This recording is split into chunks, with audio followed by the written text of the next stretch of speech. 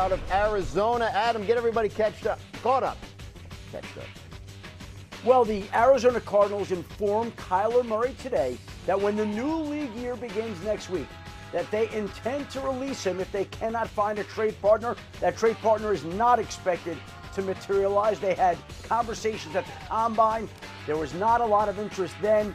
Kyler Murray is due $36.8 million in guaranteed money for the upcoming year. And that means that with that guaranteed money coming in, Arizona will play him this week or this year, and Kyler Murray can choose where he'd like to go and play at the number that he'd like to play at. So if he prefers to go to a team where he could back up a quarterback and be in a strong organization, that's his choice. If he wants to be a starter and make more money, he can do that. But Kyler Murray now is in the driver's seat. He is expected to have his freedom as of next Wednesday, 4 p.m. Eastern, when he will become a free agent and be allowed to strike a deal with another team, and he becomes the newest free agent quarterback available here, Dan. Of course, if he's still on the Arizona roster late next week, it would have had guaranteed money in 2027, so this move avoids that. Kyler Murray posted a goodbye to Arizona on X moments ago. He tweeted, quote, "To everyone that supported me and showed kindness to my family and I during my time in Arizona, from the bottom of my heart, thank you. I wanted nothing more than to be the one to end the 77-year drought for this organization. I am sorry I failed us. I wish this community and my brothers nothing but the best. I am no stranger to adversity. I am prepared for whatever's next. I trust in God and my work ethic. I truly believe my best ball is in front of me, and I look forward to proving it. Godspeed." So Kyler out in Arizona, and how about this? Jordan Reed has the Cardinals trading back up into the first round to take a quarterback at 28 overall in his latest mock draft. That quarterback is Ty Simpson of Alabama. So, Jordan, take us through your thought process there on the Cardinals landing Ty Simpson. Well, one of the worst kept secrets at the Combine was Kyler Murray not being on the roster next year for the Arizona Cardinals. So my thinking behind that was this is a clear landing spot for a young quarterback. And then also, how about them catapulting over the Rams, who I think is another team that could be in the market for a young quarterback that's in the division as well. You look at the landing spot for him with Mike LaFleur that has a lot of Sean McVay type of principles. I think Ty fits really well in that type of offense just because he's really good with playing on time. He does really well with exhausting progressions, getting to that third, fourth, fifth option, all the way back to the backside dig and the check down, which is some of the things that he's going to have to do in the LaFleur's offense. They also have Jacoby Brissett already there under contract. We'll see if he's going to be there this upcoming season. But you have to remember, Ty only has 15 career starts, which is very dangerous territory when we're talking about taking a quarterback in the first round. So he's not going to be ready initially. So you have to have that placeholder in place. But as far as the schematic fit, I really like it with LaFleur's offense. Yeah, I couldn't agree more. And when you said jump up above the Rams, I agree with you because I really like his fit with the Rams and Sean McVay. If not, then why not go to Arizona and Mike LaFleur? And you look at this offense, right? It is all timing-based offense. Put Ty Simpson under center, put him in the shotgun, run some RPOs. Very intermediate and short routes are thrown. A lot of motions, a lot of personnel groupings to try and trick the defense. And you hit the nail on the head, Jordan. I think that he does need to actually sit for a little bit. That's why I like the Rams for him. So if he does end up getting to the Arizona Cardinals, I like the fact that Jacoby Brissett may be playing and starting, similar to sort of like a Drake May type thing, which he's had that happen before. I just think that Ty Simpson definitely needs a little bit of help getting ready to make that next jump to the NFL.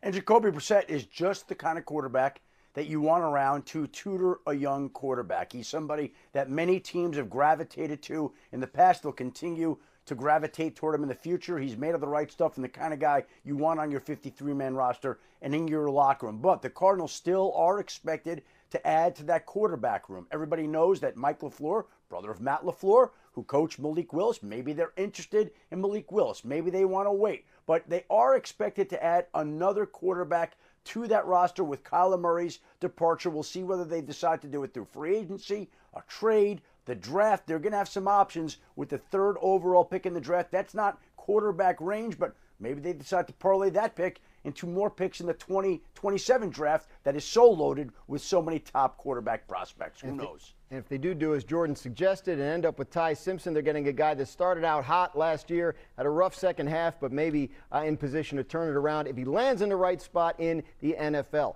The deadline to put the franchise and transition tag on players passed about a half hour ago, so Adam Schefter, get everybody caught up with what happened, starting with the Jets and Breece Hall. Yeah, we're going to start with Breece Hall, Dan, and he got the franchise tag today. The Jets went back and forth about whether to do the franchise tag, the transition tag, and ultimately they had a sense that there would be some interest in Breece Hall around the league. They didn't want to lose him. They tried to work out a long-term deal. The long-term deal did not materialize, and when it didn't, they placed the franchise tag on him earlier today. He's locked into New York for the upcoming season. On the other hand, the Seattle Seahawks did not tag Kenneth Walker, the Super Bowl MVP. The Seahawks would like to extend Jackson Smith-Njigba and cornerback Devin Witherspoon and re-sign other players. There is a Super Bowl tax that is paid by any Super Bowl winner, and it makes it difficult to retain everybody.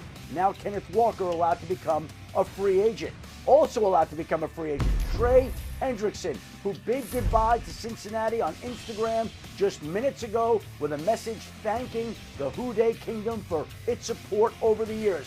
Hendrickson now will become a free agent. He'll hit the market. He'll be one of the top defensive players available next week in the free agent pool, and he will be moving on from Cincinnati.